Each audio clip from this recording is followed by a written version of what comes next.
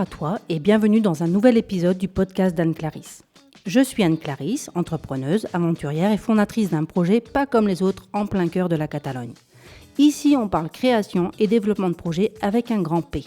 De l'idée initiale au business plan, du marketing à la gestion d'équipe, tout y passe dans une ambiance à la fois studieuse et décontractée. Aujourd'hui, je vais t'en dire davantage sur mon écolieu, sur la visite, la négociation et la prise de possession du site. Que tu sois entrepreneur, rêveur ou simplement curieux, ta place est ici. Alors installe-toi confortablement et débutons ce nouveau chapitre ensemble. Voici premièrement les 7 points clés que je vais te dévoiler dans cet épisode. Le premier, avoir une vision et beaucoup de passion.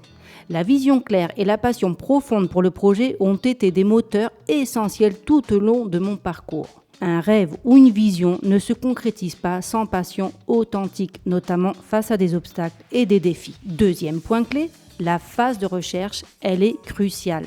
La recherche approfondie et l'exploration patiente de l'emplacement idéal sont cruciales. Ne pas se laisser aveugler par la beauté ou l'attrait superficiel d'un lieu. Il faut s'assurer qu'il répond aux critères pratiques du projet. Troisième point, la négociation et la stratégie financière sont souvent des étapes peu simples. La négociation est un art et c'est une compétence clé dans l'acquisition immobilière et dans la gestion d'un projet. La définition d'une stratégie financière solide et prudente est vitale pour assurer la viabilité à long terme du projet. Quatrième point, choisir son équipe pour une partie de la gestion du projet. Sélectionner une équipe robuste, polyvalente et fiable dès le départ, ça a été mon point fort. La gestion de projet doit prendre en compte non seulement le présent, mais aussi anticiper les besoins et les défis futurs. Cinquième point, savoir se connecter et apprécier. La connexion avec le lieu et une appréciation pour son histoire et son potentiel sont essentielles. Il est important de ne pas se laisser influencer par les précédentes valorisations ou les personnes qui ont montré un intérêt pour le lieu dans le passé, mais plutôt de reconnaître sa valeur intrinsèque. Sixième point, être déterminé et résilient. La résilience et la détermination sont fondamentales pour surmonter les défis et les obstacles. Les doutes et les difficultés feront partie du parcours, mais la détermination et la vision claire peuvent mener au succès. Enfin, septième point, la responsabilité et l'engagement. La prise de possession apporte une lourde responsabilité et l'engagement envers la vision doit être réaffirmé. La concrétisation du rêve n'est que le début de l'aventure et le véritable travail commence une fois que la responsabilité est entre tes mains. Comme je te l'ai promis dans l'épisode 0 de ce podcast, je reviens pour te parler davantage de mon écolieu, un projet auquel tu as peut-être déjà entendu faire allusion précédemment. Pour rappel, j'appelle écolieu un espace de vie conçu dans le plus grand respect de l'environnement. Cela peut être un lieu de vie personnel ou, comme dans mon cas, un espace où se développent des activités économiques, toutes animées par une volonté profonde de respecter la nature et visant à établir un équilibre entre la protection de notre environnement et l'accessibilité au plus grand nombre pour des séjours éphémères. L'objectif principal, c'est plutôt de revitaliser un domaine rural abandonné, un site au patrimoine architectural remarquable, incluant un mât du XVIIe siècle, une petite chapelle du XIe siècle et plusieurs maisons anciennes également datant du XVIIe siècle, construites avec de superbes pierres et soigneusement restaurées par l'ancien propriétaire. Mon but, c'est de revaloriser ce patrimoine pour qu'il ne disparaisse pas. En effet, si on ne fait rien et que ce patrimoine reste abandonné, dans 100 ans, il n'en restera plus une seule pierre. Je suis très attirée par les bâtiments avec une valeur architecturale, en particulier parce qu'ils ont souvent été façonnés par des mains humaines plutôt que par des machines. Je me demande toujours combien de temps cela a pris pour construire tout ça. Même abandonnées, ces constructions mettent du temps à se dégrader, alors que les architectures modernes semblent se soumettre plus rapidement aux assauts de la nature. Aujourd'hui, les constructions modernes, souvent en béton et érigées rapidement, semblent moins être faites pour durer. L'objectif semble être de construire en 6 mois, sans se demander combien de temps cela durera avant de devoir être détruit. Il faut savoir qu'une maison du site, aussi construite au XVIIe siècle, a disparu par manque d'entretien. Je suis convaincue que le secteur rural peut être sauvé en le rendant attractif, en y proposant une dynamique économique, des écoles, des bureaux de poste et des commerces de proximité, une vie sociale, une bibliothèque, un cinéma, bref, en y instaurant une véritable vie sociale. Sinon, les gens délaissent ces endroits pour des lieux où ces services sont accessibles. Je préfère me concentrer sur la création de pôles économiques dynamiques qui attirent les gens à s'installer dans les petites villes où le rapport humain et l'entraide sont importants. L'objectif de cet écolieu, c'est cela. Il ne s'agit pas de créer un lieu communautaire où les gens vivraient en autonomie, bien que je ne sois pas contre, mais ce n'est pas le but de ma démarche. L'enjeu est majeur, créer une harmonie réelle entre la nature et l'homme. Pour le moment, alors que nous, les développeurs, sommes les seuls résidents, l'harmonie existe. Cependant, maintenir cet équilibre une fois que nous ouvrirons les portes au public constituera mon véritable défi. Je suis convaincue que la réussite de ce projet ne se révélera véritablement qu'à travers l'expérience concrète, une fois les portes ouvertes et le projet confronté à la réalité de son utilisation. Mais peu importe l'issue, ce qui compte pour moi, c'est d'agir et de rester fermement engagé dans les choix faits pour ce projet. Les points d'équilibre se révéleront et s'ajusteront au fil de l'expérience, et des ajustements pourraient devenir nécessaires en cours de route, c'est sûr. Mon objectif reste de proposer des expériences et de prendre des initiatives en proposant des solutions qui me paraissent essentielles aujourd'hui.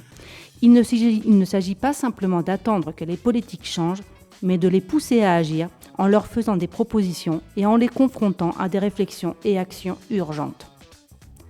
J'ai remarqué que bien que tout le monde semble d'accord avec les enjeux écologiques et les problèmes des milieux ruraux et de l'agriculture, lorsque vient le temps de passer à l'action concrète, de signer des accords pour permettre à ce projet de voir le jour, l'hésitation s'installe.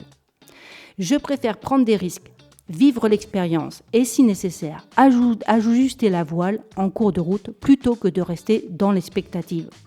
Les risques, comme perturber la faune sauvage ou compromettre l'équilibre du lieu, sont réels. Mais j'accepte ces défis, préférant faire et ajuster plutôt que de rester immobilisé dans l'inaction. Laisse-moi maintenant te partager comment j'ai organisé la recherche du lieu une fois l'accord avec mon associé sur le projet signalé. Pour le développement du projet, je souhaitais trouver un domaine en Catalogne. Je m'étais fixé un cahier des charges précis et exigeant pour diverses raisons. La Catalogne, avec son autonomie substantielle en matière de gestion régionale au sein de l'Espagne, est une région que je connais bien, ce qui est crucial pour naviguer efficacement dans la mise en œuvre du projet. Ainsi, voici les critères principaux de mon cahier des charges. Je vis en Catalogne depuis plus de 25 ans et je connais très bien la région. La Catalogne est une communauté autonome en Espagne, ce qui signifie qu'elle possède un degré significatif d'autonomie par rapport au gouvernement central de Madrid. Cette autonomie régionale diffère de celle de la France et elle est cruciale pour la gestion du projet car elle influence les démarches et les interlocuteurs à approcher. L'emplacement en Catalogne était stratégique pour diverses raisons particulièrement pour la proximité avec la France, l'accès aisé aux Pyrénées et la disponibilité d'activités variées comme les sports d'hiver et le shopping. Je cherchais à créer un lieu non seulement accessible, mais également suffisamment isolé pour permettre une véritable connexion avec la nature. Ce site devait être une passerelle vers des expériences naturelles et personnelles intenses, tout en offrant la possibilité d'accéder à des expériences urbaines dans des villes comme Barcelone ou Gérone. Le site devait également répondre à des critères spécifiques, une superficie minimale de 150 hectares en formant un domaine unifié, ce qui est difficile à trouver en Espagne, en raison des divers droits d'accès pour les agriculteurs et autres propriétaires. Je cherchais un domaine où je pouvais contrôler pleinement les allées et venues. Un autre critère essentiel était la présence initiale de patrimoine architectural sur le site. Cela était dû à des considérations économiques et réglementaires, car le potentiel de construire des activités économiques viables est intimement lié à la présence de structures existantes. Par exemple, si vous disposez d'une grande parcelle de terrain avec très peu de mètres carrés construits, la réglementation urbanistique limitera fortement la construction supplémentaire. Je savais qu'il me faudrait au moins 4000 mètres carrés construits pour mettre en œuvre mon idée de projet dynamique économiquement et suffisamment diversifié pour résister à des crises comme celle de la Covid où la dépendance à une seule activité pourrait être fatale. Enfin, le site devait être ouvert et respirant, offrant une expérience agréable tout en permettant des rencontres profondes avec la nature sans être trop enclavé ou inaccessible. Ces critères, bien que semblant simples, ont néanmoins constitué un défi complexe dans la recherche du site idéal pour le projet. Pendant 2 années, j'ai exploré différents lieux en Catalogne, cherchant le site idéal pour développer mon projet. J'ai eu des expériences variées, mais souvent, les lieux ne répondaient pas à mes critères en termes de taille, d'unité du terrain et de présence d'eau, surtout compte tenu de l'importance de l'eau dans cette région sèche. Malgré la beauté de certains sites, il m'était difficile de voir comment y développer mon projet si tous les critères n'étaient pas respectés, sachant que déjà la mise en œuvre serait complexe, même avec un lieu répondant à toutes les exigences. L'eau était un critère vital, d'où mon souhait d'être proche des Pyrénées pour bénéficier de leur apport en eau. Après une visite particulièrement décevante d'un site splendide mais inapproprié en raison de son enclavement et de son bâti peu adapté, un ami agent immobilier, en comprenant mieux mon projet, a suggéré un lieu qui semblait être une correspondance parfaite, m'ouvrant ainsi un nouveau chapitre dans ma recherche. L'après-midi même, nous avions rendez-vous pour la visite de ce lieu prometteur. En abordant l'ascension qui mène à une altitude de 850 mètres, un sentiment irrésistible m'a envahi. Avant même d'avoir aperçu le mât ou le site, j'étais déjà conquise par l'environnement qui s'élargissait au fur et à mesure de ma montée. Lorsque j'ai atteint la cime, un panorama somptueux m'a été révélé, et ce malgré la neige qui s'était montrée présente 1h30 plus tôt sur ma route. Le site, quant à lui, était dépourvu de neige, bien que frais et baigné de soleil. Un augure positif. Accompagné par les propriétaires en pick-up, robustes et fidèles, je tremblais sous le poids de l'excitation à travers les 300 hectares du domaine somptueux, le ruban vert de l'herbe roulant sous les roues, alors que nous explorions chaque recoin de ce paradis terrestre caché dans le nord de la Catalogne. Les anciennes bâtisses en pierre, témoins muets de siècles passés, ont révélé leurs secrets un à un. Le mât principal, une merveille du XVIIe siècle, a dévoilé l'éclat de sa rénovation, chaque pièce offrant un éventail d'histoires anciennes, enveloppées dans le luxe discret du bois massif et du fer forgé.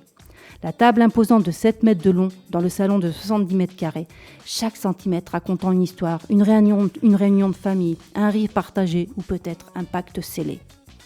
Puis, la chapelle du XIe siècle, portant en ses murs les échos de bonheur des mariages des 4 filles du défunt père de famille, sans conteste l'âme de ce lieu, ainsi que les rires et les pleurs des baptêmes de leurs enfants. Les résonances de ces moments heureux semblent toujours flotter dans l'air, imprégnant le lieu d'une atmosphère sereine et accueillante. Avec une vue à 360 degrés depuis la terrasse du mât, mon cœur a été captivé par l'étendue des plaines et prairies, contrastant étonnamment avec l'image stéréotypée des terres espagnoles sèches et arides. Les cloches des vaches tintant doucement dans le lointain ont offert une sérénade apaisante, créant une toile de fond mélodique pour les histoires qui allaient se dérouler sur cette terre fertile. Les forêts, avec leur diversité d'arbres et d'oiseaux chantants, ont présenté une riche palette de vert et de brun, une toile pour les biches et les cerfs qui dansaient à l'horizon. Les chemins autrefois balisés étaient maintenant recouverts par la nature, ajoutant un élément de mystère et d'aventure au périple. J'ai rêvé de comment chaque parcelle du terrain embrassait les différentes facettes du projet. Le centre culturel serait à sa place ici, où le courant artistique appelé l'étrangeté pourrait y fonder son sanctuaire et trouver un écho dans les formes capricieuses de la nature environnante, et où un restaurant panoramique servirait de délicieuses concoctions sous un ciel étoilé. Le Honey Lab, niché peut-être dans un coin fleuri où les abeilles pourraient danser librement parmi les fleurs sauvages. Les gîtes et le glamping intégrés de manière à offrir à chaque invité une vue imprenable et un coin de tranquillité. La formation à la narration littéraire trouvant son foyer dans les espaces les plus inspirants, là où les arbres murmurent des histoires de jours révolus. Cependant, une ombre a plané légèrement sur la beauté du moment, les autorisations, les batailles administratives qui se profilent à l'horizon. Mais avec une détermination, une sorte de ténacité qui ne naît que de la passion pure, j'étais prête à affronter tous les obstacles. Les vaches, avec leur curiosité indisciplinée et leur bravade inattendue, ont ajouté une touche d'humour à l'exploration, rappelant que la nature, dans toute sa splendeur, détient toujours un élément de surprise. L'ensemble du domaine semblait susurrer des possibilités, chaque bâtiment et chaque parcelle de terre inspirant une vision qui se concrétiserait bientôt, transformant ce lieu magnifique en un havre de culture, d'apprentissage et surtout de connexion entre l'homme, l'art et la nature. Place maintenant au chemin périlleux vers l'acquisition du domaine agricole. Tu vas découvrir quels ont été mes défis, ma lutte, ma stratégie et mon succès. Dans le monde éblouissant de l'immobilier, l'achat de la ferme en Catalogne ne fut pas seulement une transaction, mais un voyage tumultueux, mêlant négociations acharnées, émotions et finalement une victoire stratégique. Un domaine autrefois convoité par des célébrités et des personnalités éclatantes est devenu le théâtre où je me suis battue non seulement avec les vendeurs, mais aussi avec mes propres dilemmes financiers et émotionnels. J'ai dû faire preuve de dextérité dans l'art de la négociation. La ferme se dressait, magnifique et pourtant immobile sur le marché depuis 5 longues années. Un joyau qui avait capté l'attention de célébrités mais jamais scellé de deal. J'étais face à un dilemme, naviguer entre l'estimation ostentatoire de 2016 et les réalités économiques de l'année de mon achat. Le contexte avait changé, mais la ferme restait, avec son potentiel et ses défis.